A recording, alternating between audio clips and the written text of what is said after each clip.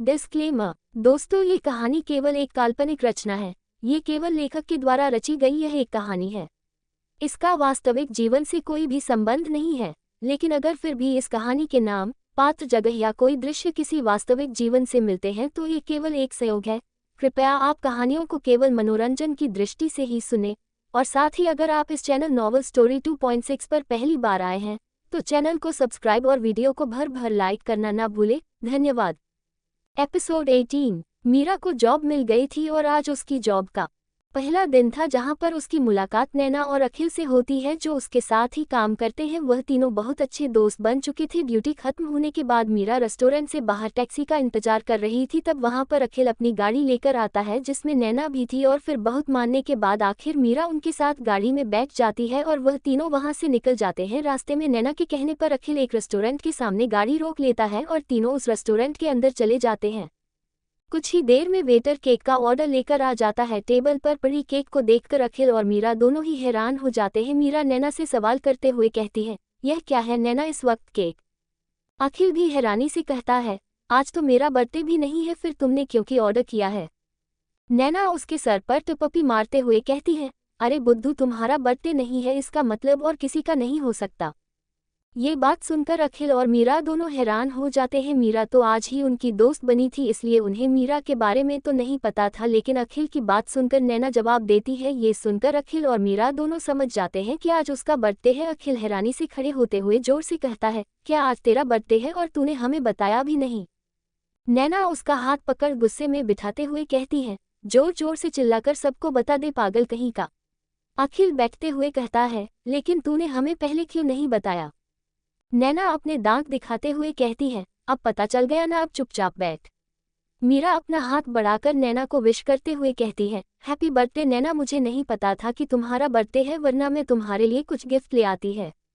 नैना खुश होते हुए कहती है, मुझे गिफ्ट नहीं चाहिए, मैं खुश हूँ कि पहली बार मैं किसी के साथ अपना बर्थडे मना रही हूँ। अखिल अपनी जगह से खड़े होकर उसके गले लगाते हुए कहता है, हैप्पी बर्थडे माय जान, तू मेरी सबसे अच्छी दोस्त है, तू जानती है ना, और मेरे लिए तू सबसे स्पेशल है। मुझे नहीं पता कि आगे के बर्थडे तुम्हारे लिए कैसे गए हैं, लेकिन आज का तुम्हारा बर्थडे हम स्पेशल तो जरूर बनाएंगे। नैना सवाल करते हुए कहती है, लेकिन अब तो बहुत देर हो गई है, रात के 10 बजे बज चुके हैं, अब क्या करेंगे हम?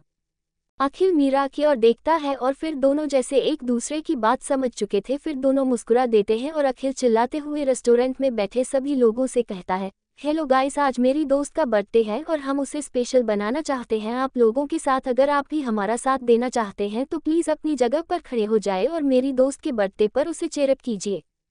उसकी बात सुनकर सभी लोग अपनी जगह से खड़े हो जाते हैं और उनके टेबल के पास आकर खड़े हो जाते हैं और एक एक कर नैना को बधाई देने लगते हैं। नैना की आंखों में आंसू आ जाते हैं। अखिल और मीरा की एक छोटी सी चीज़ की वजह से नैना का बर्थडे और भी ज़्यादा स्पेशल बन चुका था।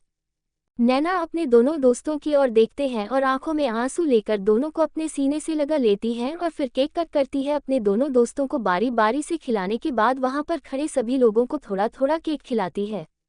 आधे घंटे बाद वह तीनों मीरा के घर के सामने थे। मीरा जब अपना बैग लेकर वहां से जाने लगी तब नैना उसे पीछे से पुकारते हुए कहती है, हे मीरा, रुको जरा। मीरा पीछे मुड़कर कहती है, क्या हुआ नैना? नैना मीरा के गले जाकर लग जाती है और फिर उससे दूर होकर कहती है, थैंक यू, मुझे नहीं पता कि इतनी जल्दी हम इतने अच्छे दोस्त कैसे बन गए, शायद हम पिछले जन्म में भी दोस्त रहे होंगे, लेकिन तुम लोगों की वजह से आज मैंने अपनी जिंदगी का सबसे अच्छा बर्थडे मनाया है, थैंक यू। मीरा प्यार से उसके गाल पर हाथ रखते हुए कहती है, पगली, मुझे आज ऐसा लगा जैसे मुझे एक छोटी सी बहन मिल गई है जो बाहर से तो बहुत ज़्यादा स्ट्रांग दिखती है, लेकिन कहीं ना कहीं उसमें एक छोटी सी बच्ची है जिसे अपनों की ज़रूरत है। नैना मुस्कुरा देती है और फिर जाते हुए मीरा से कहती है, ठीक है, बहुत रात हो गई है, बाकी बातें हम कल करेंगे, जाकर शांति से सो जाओ, गुड नाइट। फिर वो दोनों गाड़ी लेकर वहां से चली जाती है और मीरा अपने फ्लैट पर आ जाती है। मीरा अपने बैग से चाबी निकालकर दरवाजा खोल घर के अंदर चली जाती है। आज उसे अपना घर खाली खाली लग रहा था क्योंकि यहाँ पर आने के बाद वह कभी अकेली रही ही नहीं। एल्विस के घर पर पूरा परिवार था और कल जब वह पहली बार इस घर में रहने आई तो कल रात एल्विस उसके साथ था। एल्विस याद आते ही मीरा अपने ही सर पर धीरे से मारते हुए कहती है, पागल, उस खड़ूस के बारे में क्यों सोच रही हैं? वह बाहर से ही खाना खाकर आई थी, इसलिए वो फ्रेश होकर अपने कमरे में सोने के लिए चली जाती है। तभी उसके फ़ोन पर अभिनव की कॉल आती है। मीरा कॉल उठाती है तो सामने से आवाज़ आती है, हेलो मीरा, तुम वापस आ गई क्या? मीरा मुस्कुराते हुए कहती है, आपको फिक्र करने की ज़रूरत नहीं है, मैं वापस आ गई हूँ घर पर। कुछ देर बात करने के बाद मीरा फ़ोन रख सो जाती है। अभिनव ने मीरा को अपनी बहन माना था, इसलिए वह मीरा को उसे घर में अकेले नहीं रखना चाहता था, लेकिन यह फैसला मीरा का था, इसलिए वह उसे मना भी नहीं कर सकता था। लेकिन एक बात और थी कि एल्विस के बॉडीगार्ड हर वक्त दूर से मीरा पर नज़र रखे हुए थे, इसलिए उसे मीरा की ज़्यादा फिक्र नहीं हो रही थी। आखिर क्यों नैना ने पहले कभी सबके साथ बर्थडे नहीं मनाया? क्या उसकी अपनी कोई फैमिली नहीं है? क्या मीरा का वहाँ पर अकेले रहना सही है? एपिसोड 19। नैना का बर्थडे होने की वजह से रिद्धिमा, अखिल और नैना तीनों नौकरी खत्म होने के बाद एक रेस्टोरेंट में गए थे, जहां पर जाकर रिद्धिमा और अखिल को पता चलता है कि आज नैना का बर्थडे है। वह सब मिलकर उसका बर्थडे सेलिब्रेट करते हैं और उसके बाद खाना खाकर रिद्धिमा को उसके घर छोड़कर वह दोनों अपने घर के लिए निकल जाते हैं। दूसरी तरफ रिद्धिमा अपने घर पर आ जाती है। उसने बाहर ही डिनर कर लिया था, इस वजह से वह जल्दी से फ्रेश होकर सोने के लिए चली जाती है, क्योंकि आज पूरे दिन उसने काम किया था, इसलिए वह बहुत थक गई थी। लेकिन तभी अभिनव का फ़ोन आता है और वह कुछ देर उसके साथ बात करने के बाद सो जाती है। दूसरी तरफ अलविश अपने फार्म हाउस में बने स्विमिंग पूल के किनारे पर इधर से उधर बेचैन सा घूम रहा था। उसने एक बार भी सुबह से रिद्धिमा से बात नहीं की थी, ना ही उसको देखा था जब से वह उसके घर से वापस आया था। जब उसे रहा नहीं गया तो उसने अपने ही बॉडीगार्ड जो रिद्धिमा की सिक्योरिटी के लिए भेजे हुए थे, उनमें से एक बॉडीगार्ड को कॉल लगता है और कहता है, क्या कर रही है वह इस वक्त? पहले तो वह बॉडीगार्ड समझ नहीं पाता कि यह कॉल किसका है, क्योंकि हर किसी के पास एल्विस का नंबर नहीं होता, उन लोगों को सारे इंस्ट्रक्शन अभिनव ही देता है। लेकिन जब उसने एल्विश की आवाज़ सुनी वह समझ गया कि यह उसके बिग बॉस की ही आवाज़ है, इसलिए वह जल्दी से उन्हें जवाब देते हुए कहता है, हाँ बिग बॉस, वह इस वक्त सो रही है। एल्विस अपनी भारी आवाज़ में कहता है, तुम लोग क्या कर रहे हो? जी हम उनके घर से कुछ ही दूरी पर खड़े उनकी सिक्योरिटी कर रहे हैं, बॉडीगार्ड एल्विस को जवाब देता है। अलविश फ़ोन रख देता है बिना बॉडीगार्ड से कुछ कहे। फ़ोन को जेब में रखकर अलविश अपने आप से बात करते हुए कहता है, पता नहीं उसे लड़की ने मुझ पर क्या जादू कर दिया है, क्यों मैं बार बार उसकी ओर खींचा जा रहा हूँ, क्यों मुझे उसकी फिक्र हो रही है, क्यों मुझे इस बात का हमेशा डर रहता है कि कहानी मेरे दुश्मन उसके साथ कुछ गलत ना कर दे, जबकि हमने ज़्यादा बातें तक नहीं की। दूसरे दिन सुबह रिद्धिमा जल्दी से घर का सारा काम खत्म कर रेस्टोरेंट के लिए निकल जाती है। जब वह रेस्टोरेंट पहुंची तब तक बाकी सभी लोग जॉब पर आ चुके थे।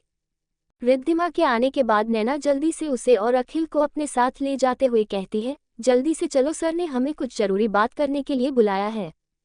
तीनों ओम जल्दी से दिनेश भाई के केबिन में चले जाते हैं। नैना गेट नॉक करते हुए कहती है, सर हम अंदर आ जाए।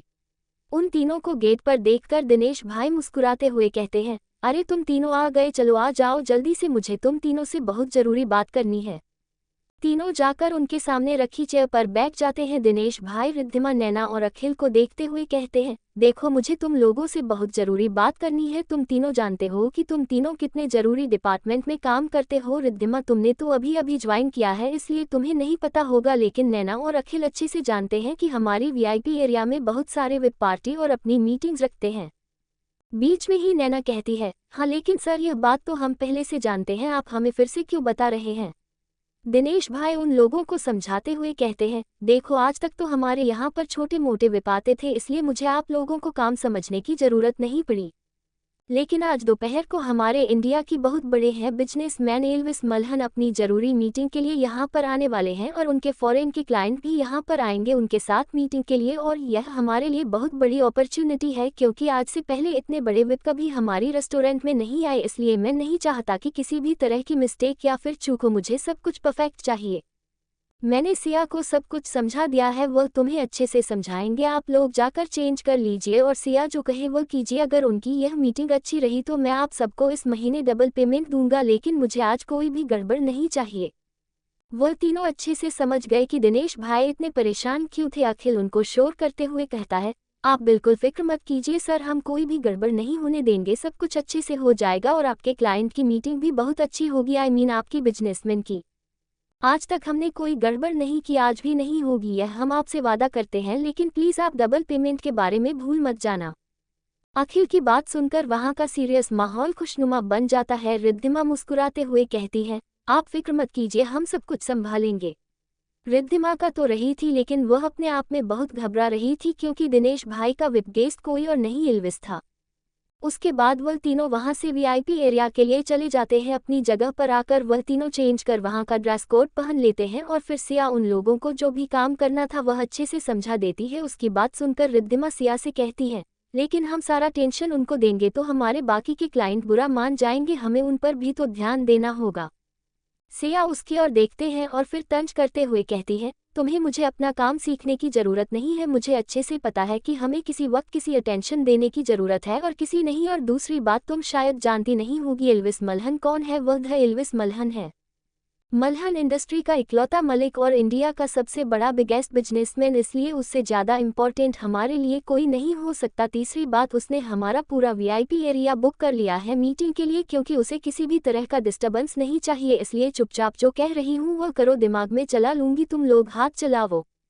इतना कहकर सिया वहां से किचन एरिया में चली जाती है। उसकी जाने के बाद नैना गुस्से से कहती है, पता नहीं किस नक्षत्र में मेरी इससे मुलाकात हो गई, जब देखो तब जहर उगलते रहती है। अब भला रिद्धिमा ने क्या गलत कहा जो उसने इतना सब कुछ सुना दिया। हमें कहाँ पता था कि उसे बड़े से बिजनेसमैन ने सारा एरिया बुक कर लिया है मीटिंग के लिए। इसीलिए मुझे पैसे वाले लोग पसंद नहीं है, हर चीज में अपना रोब दिखाने की कोशिश करते हैं। कमक उसकी वजह से हमारे रेगुलर कस्टमर को प्रॉब्लम होगी। रिद्धिमा उसे कम डाउन करते हुए कहती है, छोड़ो ना यार, क्यों परेशान हो रही हो, मुझे लगा था वह अच्छी है, लेकिन कोई बात नहीं, हम उसकी वजह से उसके जैसे तो नहीं बन सकती ना। और वैसे भी क्या फर्क पड़ता है वह क्या कहती है और क्या नहीं, मुझे तो सिर्फ मेरे दो दोस्तों से फर्क पड़ता है। अखिल उन दोनों को कंधे से पकड़ मीटिंग वाले कमरे में ले जाते हुए कहता है, तो तेरा हम तीनों को सिर्फ एक दूसरे से फर्क पड़ना चाहिए, ना ही सिया से ना ही किसी और से। कहते हुए तीनों मुस्कुरा देते हैं। सारी तैयारियां हो गई थी और सभी लोग अपने अपने काम में व्यस्त थे। रिद्धिमा चुपचाप बाथरूम में चली जाती है, तभी उसके फोन पर अभिनव का कॉल आता है।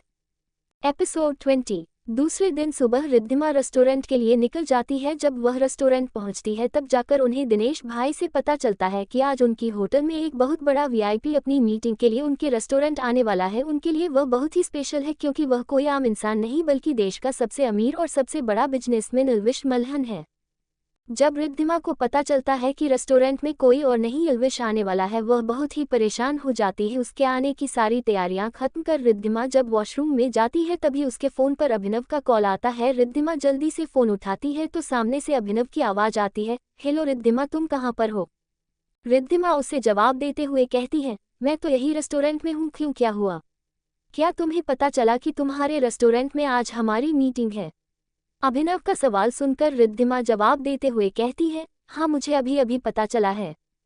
रिद्धिमा की बात सुनकर अभिनव कहता है, तो फिर अच्छी बात है, मैंने तुम्हें यही बताने के लिए कॉल किया था ताकि तुम अनकंफर्टेबल फील ना करो एल्विस को सामने देखकर। रिद्धिमा ठीक है कहकर फोन रख देती है। उसे सच में अनकंफर्टेबल फील हो रहा था, इसलिए नहीं कि एल्विस के सामने उसे सर्वेंट की तरह काम करना होगा, लेकिन इसलिए क्योंकि एल्विस कहीं ये बात जानकर उसका मजाक ना उड़ाए। जब वो किचन में पहुंचती है तो सिया, अखिल और नैन मिलाकर पहले से खान की तैयारी कर रहे थे। उसे देखकर सिया ताना मारते हुए कहती है, तो आ गई मैडम आप, तुम किसी काम को लेकर सीरियस क्यों नहीं हो, तुम्हें पता है कि मुझे किसी भी तरह की प्रॉब्लम नहीं चाहिए, फिर भी तुम इधर से उधर मटक रही हो काम करने की बजाय। रिद्धिमा बिना कुछ वापस अपने काम पर लग जाती है, लेकिन नैना को ये बिल्कुल पसंद नहीं आता। वह सिया की ओर देखकर फालके गुस्से में कहती है, उसने पहले से अपना काम खत्म कर लिया है, इसलिए उस पर चिल्लाने की कोई जरूरत नहीं है। रिद्धिमा उसका हाथ पकड़ उसे शांत रहने को कहती है। तभी दिनेश भाई अपने साथ एल्विस और उसके क्लाइंट को लेकर मीटिंग रूम का रास्ता दिखाते हुए उन्हें ले जा रहे थे। उनकी आवाज़ सुनकर सिया मुस्कुराते हुए जल्दी से कहती है, आप 5 मिनट के बाद तुम सब लोग नाश्ता और रिंग्स लेकर रूम में आ जाना। इतना कहकर सिया वहां से चली जाती है। नैना गुस्से में रिद्धिमा और अखिल की ओर देखकर कहती है, कैसी बेशर्म औरत है, मैं इतना कहा उसके ऊपर कोई असर ही नहीं है। रिद्धिमा प्लेट में नाश्ता लगाते हुए कहती है, छोड़ो ना, तुम्हें क्या है, हमें अपने काम पर फोकस करना चाहिए, उसकी बातों पर नहीं। कुछ ही वक्त में नाश्ता ठीक से सजाकर अखिल उन दोनों की ओर देखकर कहता है, सही कह रही है रिद्धिमा, अब चलो हम नाश्ता लेकर चलते हैं, वरना मैडम को एक और बहाना मिल जाएगा हमें सुनने के लिए। वह तीनों वहां से कमरे की ओर चले जाती है। दूसरी तरफ कमरे में एल्विस अपने फॉरेन क्लाइंट के साथ बैठा हुआ था। उसके कहने पर दिनेश भाई वहां से चले गए थे, जबकि सिया वहीं पर खड़ी चापलूसी करने की कोशिश कर रही थी। वह तीनों नाश्ता लेकर अभी कमरे के दरवाजे तक ही पहुंचे थे। जैसे ही अखिल दरवाजा खोलने के लिए हाथ आगे बढ़ता है, रिद्धिमा उसे रोकते हुए कहती है, रुको अखिल, नैना और अखिल दोनों हैरानी से रिद्धिमा की ओर देखकर पूछते हैं, हम क्या हुआ रिद्धिमा, कोई प्रॉब्लम है क्या? हाँ हाँ प्रॉब्लम है, पता नहीं क्यों मुझे बहुत घबराहट हो रही है। एक काम करो, मैं यहीं पर खड़ी रहती हूँ और तुम दोनों जाकर नाश्ता देकर आओ। अभिनव ने पहले ही मेनू डिसाइड करके दिनेश भाई की मैनेजर सिया को भेज दिया था, इसलिए उनकी कोई और डिमांड तो होगी नहीं, इसलिए है नैना और अखिल दोनों उसकी बात मान जाते हैं और दरवाजा खोल वह दोनों नाश्ता लेकर कमरे के अंदर चले जाते हैं। सिया वही साइड में खड़ी थी और अलविश अपने फॉरेन क्लाइंट से कुछ बात कर रहा था। अभिनव फाइल के डॉक्यूमेंट उस क्लाइंट को दिखा रहा था। सिया ने जब देखा कि वहां पर सिर्फ नैना और अखिल ही है तो वह नैना को देखकर सवाल करते हुए कहती है, नैना रिद्धिमा कहाँ पर है? मैंने तुम तीनों को उनके खातेदारी का सीमा सौंप था ना। जैसे ही रिद्धिमा शब्द एल्विस के कानों में पड़ा वह हैरान रह गया। उसने जब पास में बैठे अभिनव की ओर देखा तो अभिनव ने उसे इग्नोर कर दिया। अलविश सिया की ओर देखकर कहता है, क्या आपके स्टाफ के दिल में सीनियर्स को लेकर कोई सीरियसनेस है या नहीं? आपको नहीं लगता कि आपको उन्हें अभी के अभी यहाँ पर लाना चाहिए? एल्विस की बात सुनकर सिया अखिल की ओर देखकर कहती है, जाओ जाकर अभी रिद्धिमा को यहाँ पर बुलाकर लाओ, चाहे कहीं पर भी हो। अखिल एक बार नैना की ओर देखता है और फिर कमरे से बाहर रिद्धिमा को बुलाने के लिए चला जाता है। रिद्धिमा वही कमरा के बाहर ही खड़ी थी। उसने जब अखिल को अकेले बाहर आते हुए देखा तो उसे देखकर पूछा, क्या हुआ, तुम इतनी जल्दी बाहर क्यों से आ गई? सिया ने तुम्हें अंदर बुलाया है, मेरे साथ चलो। रिद्धिमा जाना तो नहीं चाहती थी, लेकिन वह अच्छे से जानती थी कि अगर वह नहीं गई तो सिया को मौका मिल जाएगा उसे सुनने का, या फिर वह उसे नौकरी से भी बाहर निकलवा सकती है। रिद्धिमा बिना कुछ कहे अखिल के पीछे पीछे कमरे के अंदर चली जाती है। एल्विस दरवाजे पर ही देख रहा था। उसने जब देखा कि रिद्धिमा ही है जिसके बारे में शिया बात कर रही थी, एल्विस रिद्धिमा की ओर देखकर मुस्कुराते हुए पूछता है, मुझे लगता है कि आप अपने काम को लेकर सीरियस नहीं है, आपको अपने सीनियर्स की बात माननी चाहिए मेरे ख्याल से। रिद्धिमा जानती थी कि अलविश उसे परेशान करने की कोशिश कर रहा है, लेकिन वह इस वक्त कुछ नहीं कह सकती थी। वह चुपचाप सर झुकाकर कहती है, जी सर, आई एम सॉरी, मुझसे गलती हो गई। अभिनव एल्विस की ओर झुककर उसे समझाते हुए कहता है, और मुझे लगता है कि तुम्हें इस वक्त अपनी मीटिंग पर ध्यान देना चाहिए, उस बेचारी को परेशान करना छोड़ दो। एल्विस उसकी ओर देखकर कहता है, हाँ मुझे भी यही लगता है कि मुझे अपने काम पर ध्यान देना चाहिए। उनकी मीटिंग करीबन 1 घंटे तक चली। तब तक नैन, अखिल और रिद्धिमा वहीं पर थे और सिया एल्विस के कहने पर बाहर चली गई थी। इस 1 घंटे के दौरान एल्विस छोटी छोटी बात पर रिद्धिमा को परेशान कर रहा था। जब वह लोग वापस जा रहे थे तब दिनेश भाई खुद उन्हें सी ऑफ करने के लिए गए। एल्विस के कहने पर अभिनव फॉरेन क्लाइंट को उनकी होटल पर छोड़ने के लिए चला गया और वहां पर सिर्फ अलविश ही था। एल्विस को देखकर सिया अपनी अदाएं बिखरते हुए कहती है, वैसे हमने जितना आपके बारे में सोचा था आप उससे कहीं गुना ज्यादा खूबसूरत है मिस्टर मल्हन। वहां पर खड़ा हर शख्स ये समझ पा रहा था कि आखिर सिया करने की क्या कोशिश कर रही है। रिद्धिमा अपने मन में सोचते हुए कहती है, कोई भला इसे कैसे लाइन मार सकता है? मुझे तो लगता है कि वह लड़की बहुत ही अभागी होगी जिसकी शादी से होगी। रिद्धिमा अभी अपने मन में एल्विस को कोस ही रही थी कि उसके कानों में एल्विस की आवाज घूमती है। एल्विस सिया की ओर देखकर कहता है, थैंक यू का कम्प्लीमेंट, आप भी बहुत खूबसूरत लग रही है मिस। रिद्धिमा तो आंखें बड़ी कर एल्विस की बेशर्मी देख रही थी, कैसे वह लड़की को फ्लर्ट कर रहा था। लेकिन उसकी बात सुनकर सिया बहुत खुश थी कि इतने बड़े आदमी ने उसकी खूबसूरती की तारीफ की है। लेकिन उसका सपना एक ही पल में टूट जाता है जब अलविश रिद्धिमा की ओर मुड़कर कहता है, आई थिंक तुम्हारा काम खत्म हो गया, अब तुम्हें नहीं लगता कि घर चलना चाहिए? रिद्धिमा आंखें बड़ी कर एल्विस की ओर देखती है तो बाकी सब लोग हैरानी से रिद्धिमा और एल्विस दोनों की ओर देखते हैं। उन्हें विश्वास नहीं हो रहा था कि इतना बड़ा आदमी रिद्धिमा को जानता है। दिनेश भाई एल्विस की ओर देखकर सवाल करते हुए कहते हैं, मेरी औकात तो नहीं है कि मैं आपसे ये सवाल करूं, लेकिन मैं जानकारी के लिए जानना चाहता हूं कि आप रिद्धिमा को जानते हैं। एल्विस बहुत ही पॉलिटली जवाब देते हुए कहता है, अरे नहीं नहीं दिनेश भाई, ऐसी कोई बात नहीं है, लेकिन हाँ मैं रिद्धिमा को बहुत ही अच्छे से जानता हूँ, बहुत ही गहरा रिश्ता है हमारा। एल्विस के लफ्ज़ ऐसे थे जैसे पता नहीं वह दोनों एक दूसरे के कितने करीब हो। सुनने वाले को तो ऐसा ही लगेगा कि जरूर उन दोनों के बीच कोई रिलेशन है। इससे पहले कि लोगों को और गलतफहमी हो, रिद्धिमा एल्विस का हाथ पकड़ उसे इशारा करते हुए कहती है, चलिए ना हम चलते हैं, आपको भी देर हो रही होगी घर जाने के लिए। एल्विस मुस्कुराता है और सबको बाय कर उसके साथ गाड़ी में बैठ जाता है। आज वह खुद ड्राइव करके आया था, इसलिए वह ड्राइवर सीट पर बैठ जाता है और रिद्धिमा उसके बाजू वाली पैसेंजर सीट पर बैठ जाती है। रिद्धिमा ने सबकी ओर देखा तो उन सबके मन में बहुत से सवाल थे। मेरे दिमाग को समझ में नहीं आ रहा था कि आज तो भाग रही हूँ, लेकिन कल उनके सवालों का जवाब कैसे दूंगी। सिया तो मन ही मन रिद्धिमा को कोसने लगी थी। रिद्धिमा की वजह से उसके ख्वाब एक पल में ही बनकर टूट गए। वह मन ही मन सिया से नफरत करने लगी। दोनों वहां से गाड़ी लेकर निकल गए। एल्विस बिना कुछ कहे गाड़ी चला रहा था और रिद्धिमा खिड़की से बाहर देखकर कुछ बड़बड़ाए जा रही थी। उसकी धीमी धीमी अपने आप में बातें सुनकर एल्विस उसे कहता है, ऐसे अपने आप में क्या बातें कर रही हो, जरा जोर से बोलो ताकि मैं भी सुन सकूं।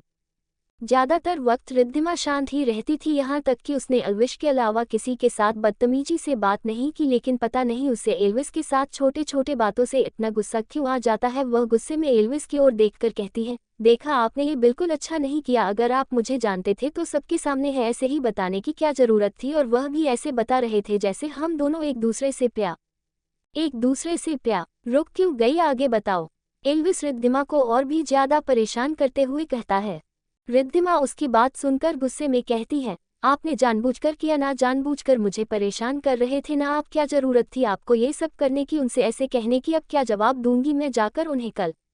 एल्विस उसकी ओर देखते हुए कहता है, तुम्हें हर बात को लेकर दूसरों को जवाब क्यों देने होते हैं, कुछ बातों को छोड़ दिया करो, ज्यादा खुश रहोगी। रिद्धिमा गुस्से में कहती है, ये सब आपके लिए सामान्य होगा, हमारे लिए नहीं है। हम एक छोटे से शहर से आए हैं, हमारे लिए हमारी इज्जत सबसे ज्यादा कीमती होती है। पता नहीं अब वह मेरे बारे में क्या क्या सोच रहे होंगे, लेकिन नहीं, आपको तो सब कुछ मजाक में जाता है। कहते कहते रिद्धिमा की आंखों में पानी आ गया था। रिद्धिमा की आंखों में आंसू देखकर एल्विस के दिल में दर्द होता है। उसे बहुत बुरा लगा कि उसने ऐसा क्यों किया, लेकिन वह कमजोर नहीं दिखाना चाहता था, इसलिए उसने कुछ नहीं कहा। कैसा रहेगा कल का दिन रिद्धिमा के लिए रेस्टोरेंट में? नफरत के चलते क्या सिया रिद्धिमा के लिए नई मुसीबतें खड़ी करेगी? एपिसोड 21। दूसरे दिन सुबह जब रिद्धिमा रेस्टोरेंट में जाती है तब जाकर उसे पता चलता है कि आज एल्विस उसके रेस्टोरेंट में आने वाला है। कुछ ही देर में एल्विस, अभिनव और उसके फॉरेन क्लाइंट मीटिंग के लिए रेस्टोरेंट में आते हैं। तब एल्विस को पता चलता है कि रिद्धिमा इस रेस्टोरेंट में काम करती है। मीटिंग खत्म होने के बाद अभिनव फॉरेन क्लाइंट को होटल छोड़ने के लिए चला जाता है और एल्विस सबके सामने रिद्धिमा को कुछ ऐसा कहता है जिस वजह से रिद्धिमा गुस्से में उसकी कार में बैठ जाती है। उसके बाद एल्विस और रिद्धिमा दोनों घर के लिए निकल जाते हैं। रास्ते में गुस्से की वजह से रिद्धिमा एल्विस को बहुत कुछ कहती है और रोने लगती है, जिसे देखकर एल्विस को भी बुरा लगता है, लेकिन वह दिखाता नहीं है। तब तक उनकी गाड़ी रिद्धिमा के घर पर पहुंच चुकी थी। रिद्धिमा गाड़ी से नीचे उतरती है और बिना एल्विस की ओर देखेगी सीधी अपने घर में चली जाती है और दरवाजा बंद कर लेती है। एल्विस वहां से अपने घर के लिए चला जाता है। दूसरी तरफ एक पुरानी बंद पड़ी फैक्ट्री में एक लड़की कुर्सी पर बैठी हुई थी, जिसके हाथ पीछे बंधे हुए थे और आंखों पर काली पट्टी बंधी हुई थी। उसे लड़की ने लाल रंग का वेस्टर्न टॉप पहन रखा था घुटनों तक। वह लड़की अपने हाथ छुड़ाने की कोशिश करते हुए कहती है, कौन हो तुम, मुझे क्यों पकड़ा है, छोड़ दो मुझे ब्लडी बस्टर। तुम्हें पता भी है तुमने किसको किडनैप करने की कोशिश की है? अगर मेरे बॉयफ्रेंड को पता चल गया तो वह तुम्हें जिंदा नहीं छोड़ेगा। छोड़ो मुझे, पिछले 2 दिनों से मेरे आंखों पर पट्टी लगाई हुई है, मुझे दर्द हो रहा है, छोड़ो मुझे। तभी उसके कानों में गहरी और जानी पहचानी आवाज गूंजती है, तो तुमने नया बॉयफ्रेंड भी बना दिया? उद्धरण चिन्ह। इस आवाज को सुनकर लड़की अंदर तक सिहर जाती है। वह हकलाते हुए कहती है, अनिकेत तुम। अखिलेश उसे लड़की की आंखों से पट्टी खोल देता है। पिछले 2 दिनों से कटिबंध होने की वजह से जैसे ही उजाला उसकी आंखों में जाता है वह अपनी आंखें बंद कर लेती है। तभी उसके चेहरे पर कोई पानी फेंकता है। अचानक पानी गिरने की वजह से वह लड़की खड़े होने की कोशिश करती है, लेकिन तभी जमीन पर कुर्सी के साथ गिर जाती है। गिरने की वजह से उसने अपनी आंखें बंद कर ली थी। तभी उसके कानों में पैरों के चलने की आवाज आती है। उसने जब अपनी आंखें खोलकर ऊपर देखा तो अनिकेत उसके सामने एक हाथ जेब में डाले और दूसरे हाथ से सिगरेट पीते हुए खड़ा था। हर रोज की तरह आज भी अनिकेत ने ब्लैक जीन्स के ऊपर ब्लैक शर्ट और उसके ऊपर ब्लैक लेदर का जैकेट और लेदर के शूज पहने हुए थे। उसका क्लीन शेव गोरा चेहरा और मेसी बाल उसे और भी ज्यादा डैशिंग बना रहे थे। इस सिचुएशन में भी उसके चेहरे पर हर रोज की तरह मुस्कान थी। इस चेहरे को वह लड़की कैसे भूल सकती थी? अनिकेत पैरों के बाल उसके सामने बैठ जाता है और उसके गालों को अपने हाथों से पड़ते हुए मुस्कुराकर सिगरेट का धुआं उसके चेहरे पर फूंकते हुए कहता है, क्या हुआ? तुम्हें तो खुश होना चाहिए कि तुम्हारा प्यार, जिसके साथ तुम अपने सातों जन्म बिताना चाहते थे, वह तुम्हारे सामने इतने सालों बाद आया है। लेकिन तुम्हें देखकर लग नहीं रहा कि तुम खुश हो। क्या हुआ? इतनी डरी हुई क्यों हो? शर्लिन चौधरी। इस लड़की का नाम शर्लिन चौधरी था, जो अनिकेत की गर्लफ्रेंड और कॉलेज की दोस्त थी। शर्लिन अपनी आंखें घुमाकर देखती है तो उसे कमरे में उसके अनिकेत के अलावा अखिलेश, जिसे वह अच्छे से पहचानती थी, और बहुत सारे बॉडीगार्ड खड़े थे। शर्लिन रुबासा चेहरा बनाकर अनिकेत से कहती है, देखो ना अनिकेत, तुम्हारे आदमियों ने मुझे कैसे बांधा है, मुझे दर्द हो रहा है, प्लीज इसे कहो कि मुझे छोड़ दे। अनिकेत धीरे से उसके गालों पर थपकी मारते हुए कहता है, तू फिक्र मत करो, मैं तुम्हें छोड़ देता हूँ। ये लोग पागल हो गए हैं जो तुम्हें ऐसे बांधा है, लेकिन कोई बात नहीं, अब मैं आ गया हूँ ना, अब मैं सब कुछ ठीक कर दूंगा। शर्लिन के चेहरे पर घबराहट अभी भी देखी जा सकती थी। अनिकेत अपनी जगह से खड़ा होकर कुर्सी के पीछे जाकर धीरे से कुर्सी को खड़ा करता है और शर्लिन को भी। उसके हाथ अभी भी कुर्सी के पीछे बंधे हुए थे। अखिलेश समझने की कोशिश कर रहा था कि आखिर उसका बॉस करना क्या चाहता है। अनिकेत बिना उसके हाथ खोल सिगरेट पीते हुए उसके सामने आता है और मुंह में सिगरेट दबाए जब से चाकू निकलता है और उसकी धार चेक करते हुए शर्लिन से बिना देखे सवाल करता है, वैसे तुम जानती हो मैं तुम्हें कितना मिस किया, तुम्हें कितना ढूंढा, तुम मुझे बताओगी कि आखिर तुम थी कहाँ पर, कहीं तुम्हारे साथ कुछ ऐसा वैसा तो नहीं हो गया। धीरे धीरे शर्लिन का दर्द बढ़ रहा था। वह हकलाते हुए कहती है, मैं हाँ मुझे याद आया, मैं वह अपने मोमदाद के पास वापस चली गई थी उसे हादसे के बाद। तुम तो जानते हो उस हादसे के बाद में कितनी डिप्रेशन में चली गई थी। उसकी बात सुनकर अखिलेश लाला की ओर झुककर धीरे से कहता है, ये लड़की अब कितना झूठ बोलेगी, मुझे नहीं लगता कि इसने अपनी जिंदगी में कुछ सच भी बोला होगा, पता नहीं आज इसका क्या हाल होने वाला है, झूठ पर झूठ बोले जा रही है। लाला अनिकेत का खास आदमी था, उसको मुस्कुराते हुए देखना मतलब दुनिया का 8वां अजूबा देख लेना। खट्टा खट्टा 6 फीट का लाला एक पंजाबी मुंडा था जो बहुत सालों से अनिकेत की फैमिली के लिए काम करता था।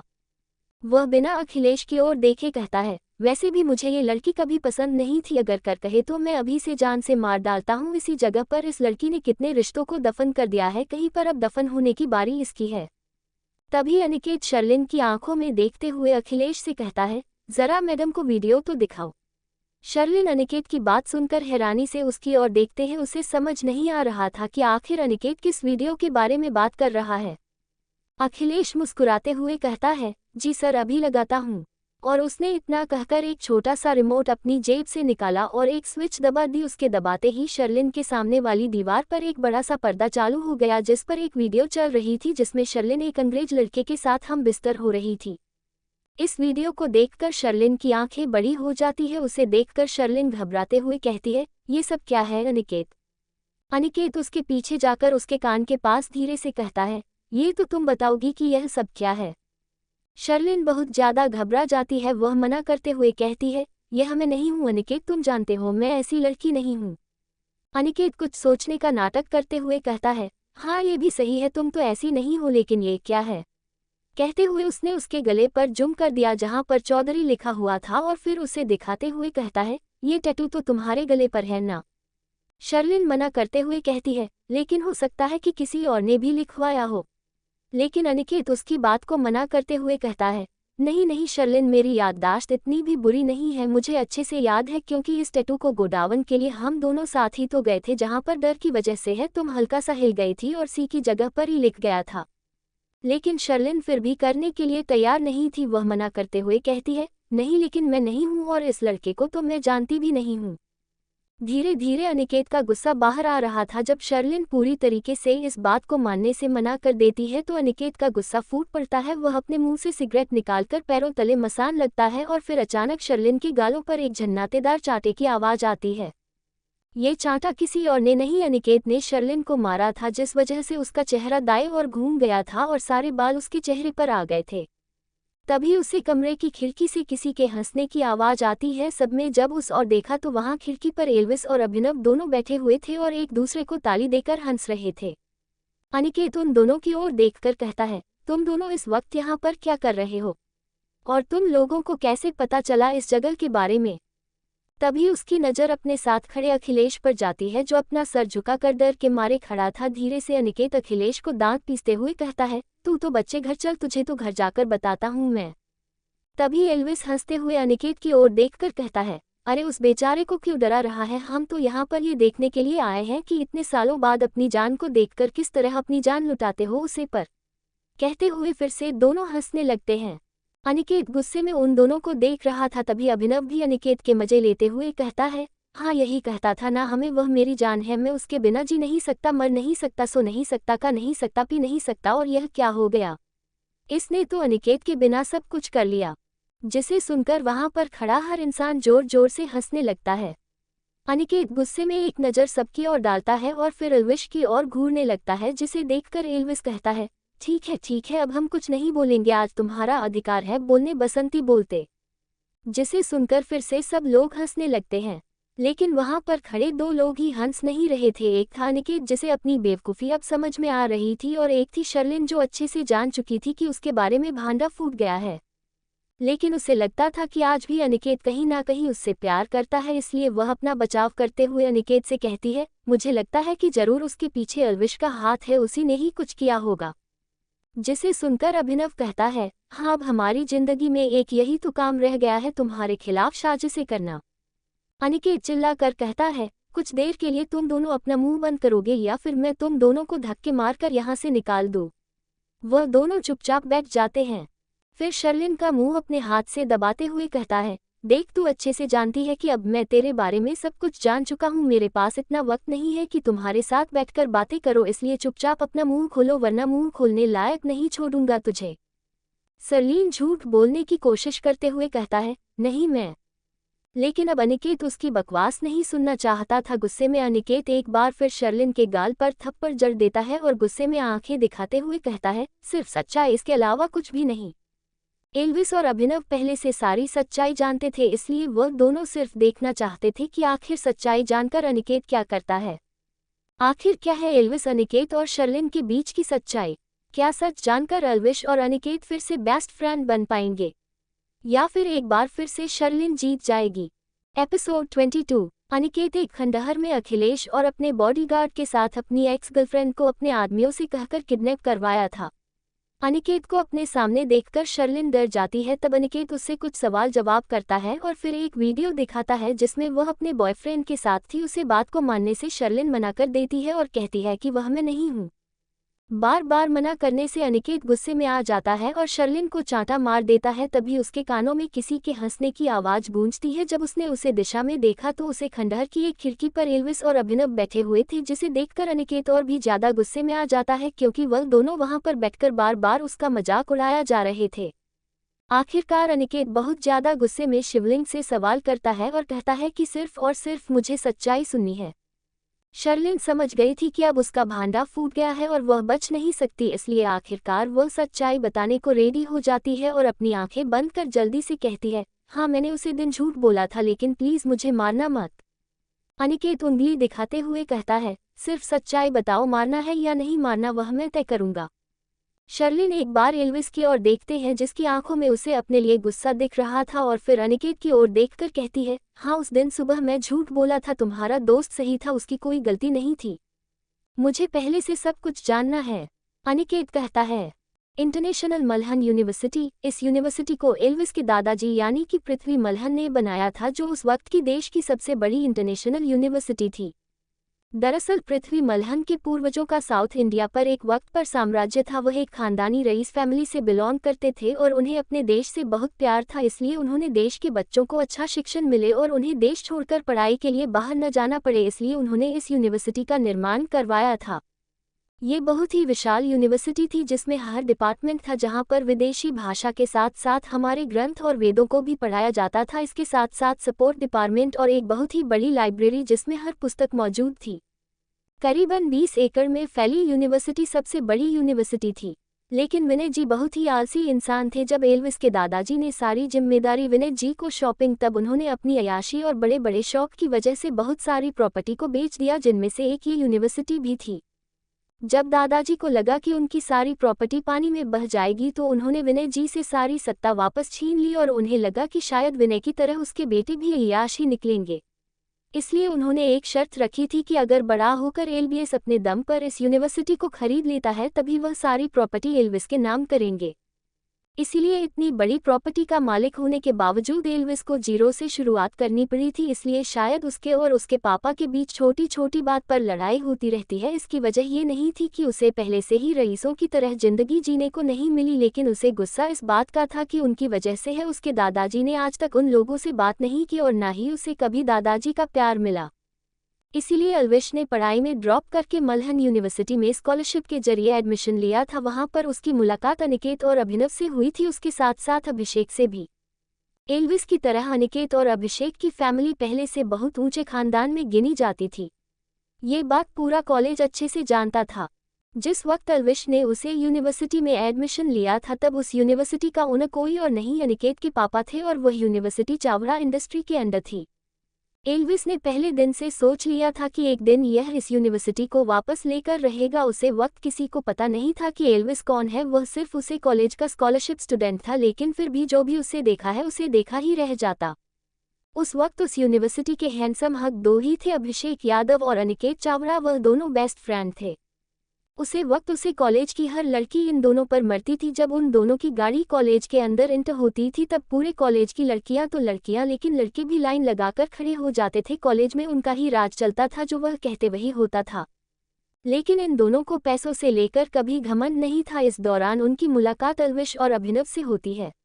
धीरे धीरे सबको पता चल जाता है कि एल्विश इस यूनिवर्सिटी के पुराने ओनर पृथ्वी मल्हन का पोता है।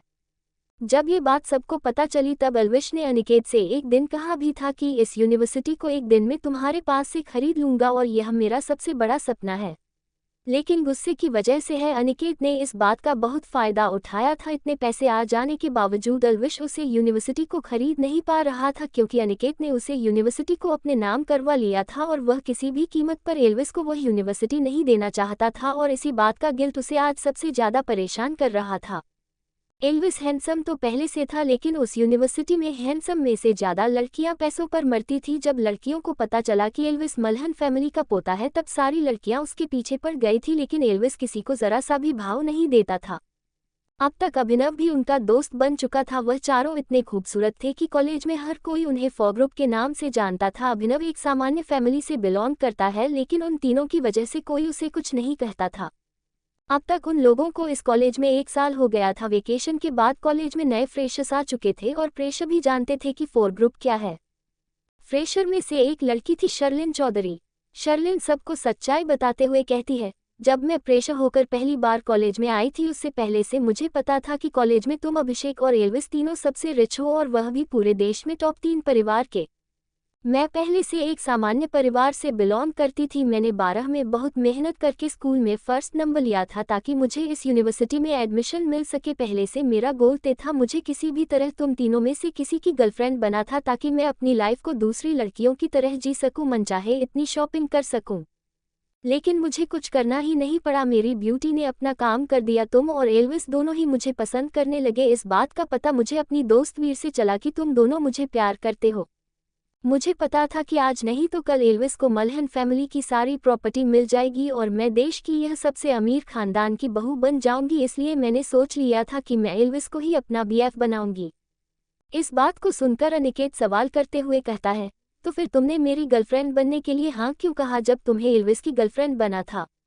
ये सुनकर शर्लिन दांत पीसते हुए कहती है, उसी की वजह से। मतलब? अनिकेत हैरानी से सवाल करते हुए कहता है, जब हमारी फर्स्ट ईयर की एग्जाम खत्म हो गई और वेकेशन के बाद जब नए फ्रेशर्स कॉलेज में आए तब तुम लोगों ने उनके लिए फ्रेशर्स पार्टी रखी थी। तब तुमने नशे में एल्विस को बताया कि तुम मुझसे प्यार करते हो। उसके दूसरे दिन ही मैंने उसको प्रपोज किया था, लेकिन उसने मुझे साफ साफ मना कर दिया। इसलिए मैंने तुमको हाँ कह दी। एल्विस पहले से मेरे हाथ से निकल चुका था, इसलिए मैं तुमको ना नहीं कह सकती थी।